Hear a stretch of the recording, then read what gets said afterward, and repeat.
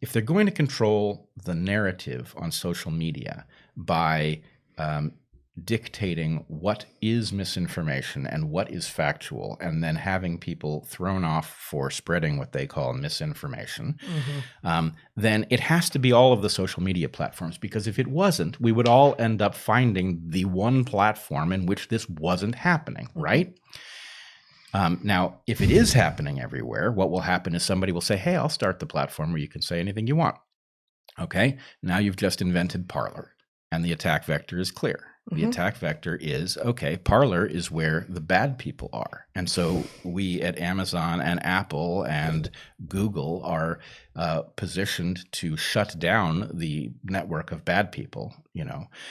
So the concern is that Clubhouse is different, right? Because Clubhouse actually invented a new way. Instead of duplicating Twitter, what Clubhouse did was it invented a new way of interacting. Now, there's nothing truly new about it. It's just people talking to each other. But the point is, because it was novel and useful and different, all sorts of people ended up there. You can't very well accuse it of being the place where the bad people gather, because the bad people may be there, but they're there with all sorts of people who, are well within Twitter's good graces.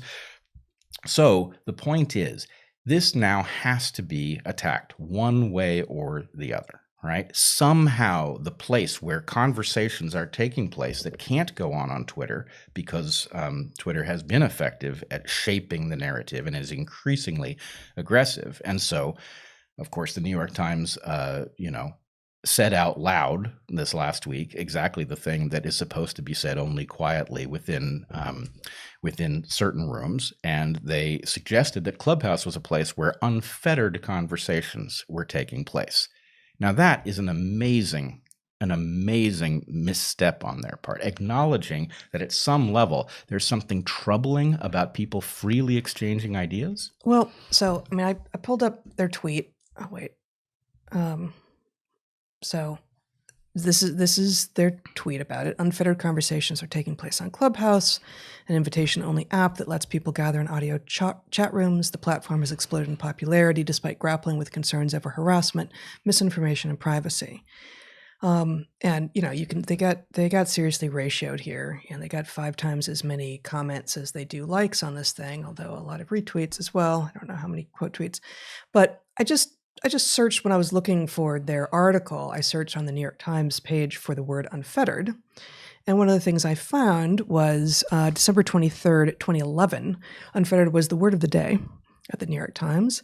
And their definition is simply not bound by shackles and chains. Mm-hmm. So that strikes me as free of connotation, actually. And if anything, it has a positive connotation. So I don't think a focus on this word. I mean, and it's possible they have edited the article originally. Like, I don't know what all has gone behind the scenes at the New York Times.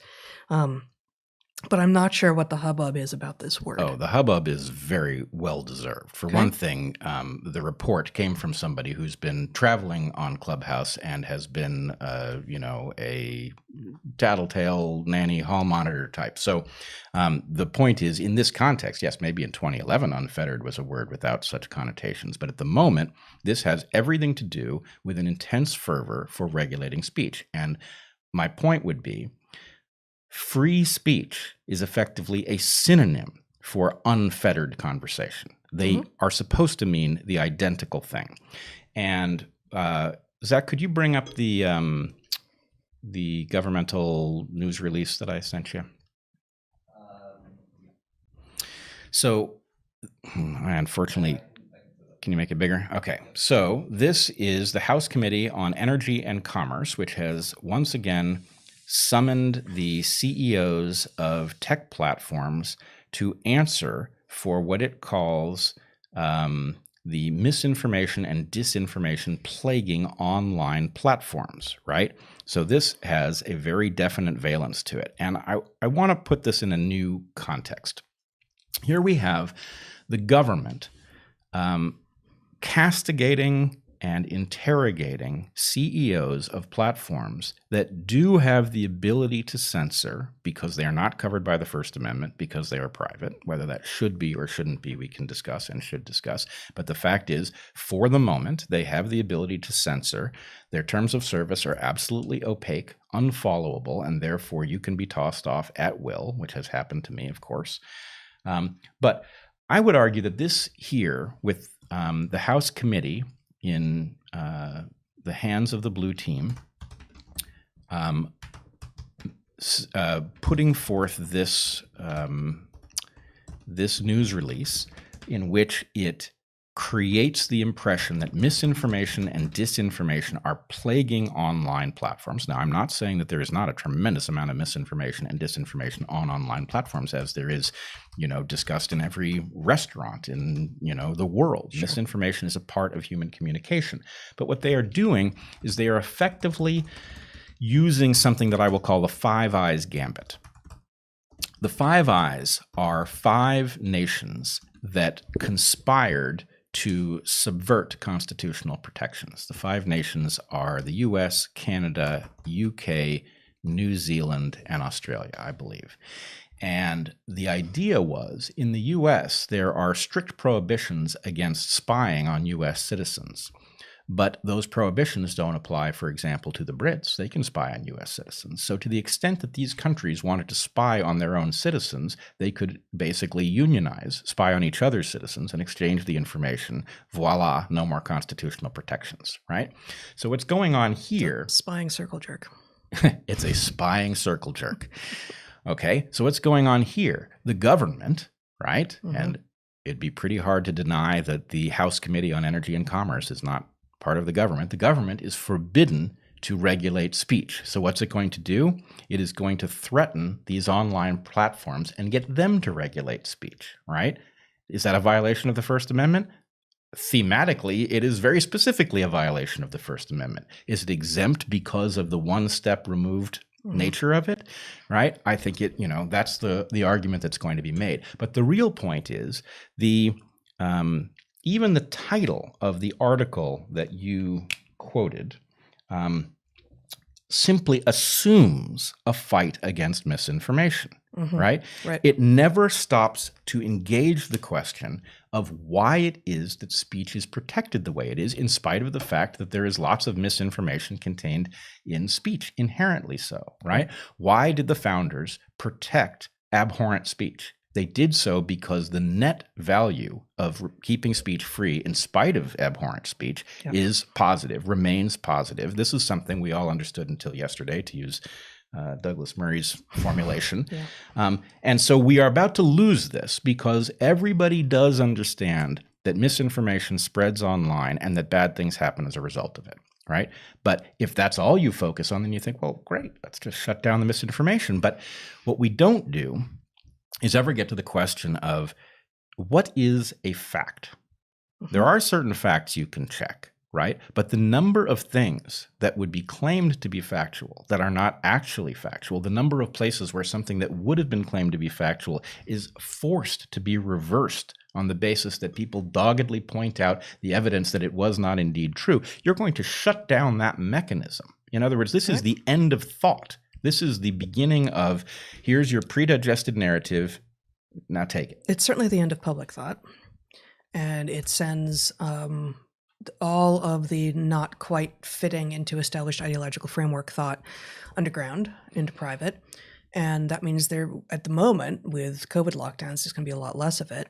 But that will drive underground both the necessary, important, actually discovering of reality that will help us survive into, the next century thought from happening. And it will also drive the actual hateful, fringe, disgusting thought underground out of view, such that when it explodes onto the scene later, everyone's going to act surprised, like, you did this to us. Like, what is language? Actually, if not a place and a way to explore things that some of which are true, some of which aren't, and many of which we don't yet know. This is the point. The idea that it is just such hubris. There's such an arrogance to this perspective that we already know everything about what is true and right and just. And you can trust us to just keep your frail, fragile brains away from all the stuff that we already know isn't true and is dangerous. Like, that is not, if any society that did that went extinct quickly. That's what happened. Yep. You absolutely can't do this. And I just, we could go on. Literally, we could go on for days coming up with examples of things that if you allow the fact checkers to decide what we can discuss with each other, will be frozen in place and we will never actually make the jump to what turns out to be true in the end. Yep. And I would point out just, an example. Kary Mullis, the inventor of PCR, won a Nobel Prize for PCR, PCR being one of the most powerful techniques in molecular biology, right? He had doubts that HIV caused AIDS. These were not preposterous, delusional doubts. Now, he was wrong, I believe. He was factually wrong. But the point is, you had a super genius, right? Somebody who brought a tremendous amount of value to the world, who could not falsify in his mind the idea that HIV and AIDS might be two distinct phenomena that co-travel enough that we can fool ourselves into believing one is causal of the other. Now, do you want to do the same thing to him that they're doing to Bobby Kennedy Jr.? Right. Is Kary Mullis, a crazed, unreliable scientific source because he holds a belief that is in fact potentially dangerous? You need to protect yourself from HIV if you don't want to get AIDS. And so, there's no denying that if this is indeed a wrong hypothesis of his, that it has potential consequences for human life and limb. But the point is, no, we have to take the package that is Kary Mullis rather than say, oh, you're not entitled to think because you sometimes do it wrong. Well, guess what? We all sometimes do it wrong. Notorious HIV/AIDS denier, Kary Mullis. Right. Right, exactly. And then the other thing is, I'm just stunned by the fact that we are having this discussion about stamping out misinformation at the same time that we are having this unusual discussion about the lab leak origin hypothesis for COVID-19, which is the rare case where, in fact, an idea that many wanted to stamp out, a year ago doesn't die. And we are, in fact, managing to convince people that it is a viable hypothesis, which it clearly is. So, again, do you want to stop that conversation? Because frankly, if you'd stopped that conversation, we'd all still believe it was pangolins. And we now know it wasn't pangolins. And, that's normal. Hypothesizing that it was pangolins on the basis of some evidence, that's a totally normal phenomenon. Discovering that actually doesn't make sense in light of the fact that, for example, pangolins don't normally get coronaviruses, and the coronavirus that we have, COVID-19, SARS-CoV-2, doesn't infect them effectively, right? Those things have to update our model. And the point is, if you think that the model is just something you get in a software update and it's fully packaged and the facts are what they are, and we can just shut down, all of the messiness that is outside of the established consensus, well, you don't have the first bit of knowledge about how we got here. The magic of civilization involves the messiness. That's why the First Amendment looks the way it does, and it's why it has to apply in one way or another to the tech platforms. What secret skill does Clubhouse have that won't turn it into a public sewer of mismanaged community standards? Excited running to the next social media without solving the problems of the first seems problematic. Well, I don't know whether it has the ability. Unfortunately, the market is very likely to cause Clubhouse to be sold to somebody. I heard a discussion yesterday. It could very well be sold to Facebook, in which case it would acquire exactly the myopia that Facebook clearly has. There are different people involved in Clubhouse, and frankly, those different people have been participating in rooms with us. So to the extent that there is a very committed small group of very clear-headed people saying we have an opportunity to do things here, that opportunity is jeopardized by the fact that 0 is a special number, and they will attempt to do to Clubhouse what has happened everywhere else for the purpose of narrative control, right? And we can't let that happen. There's something much more important than money riding on this. Maybe those people will recognize, let's not go down the same road. And there's signs that they won't, right? So for example, so far there are no ads there, and the discussion suggests that the founders don't want ads to become part of the model. So if ads... How is it funded? At the moment, it's, venture capital. Right. So that's not sustainable. Right. But they can do things, and they are considering doing things in which you will be able to use Clubhouse to do things like podcast, and people will be able to pay you, basically you will incorporate a Patreon-like phenomenon. So, that's a business model that might well be immune to some of these things. So hopefully the founders and funders of Clubhouse will realize that because it is different, that it must be preserved, and that requires them to avoid the business model driven traps that have swallowed all of the other social media platforms. Well, as you know, I have a particular aversion to early adoption, especially of tech stuff. I lean towards the Luddite in this regard, especially in social media space. So I hear your answer, but I don't accept that it's a complete answer. Oh, it's not a complete answer. I think the danger is real, and frankly, I think that the difference between having Clubhouse, where we can say the things that we can't necessarily say on Twitter, is so substantial with respect to the narrative control that I would expect every avenue to be explored to shut down that opportunity.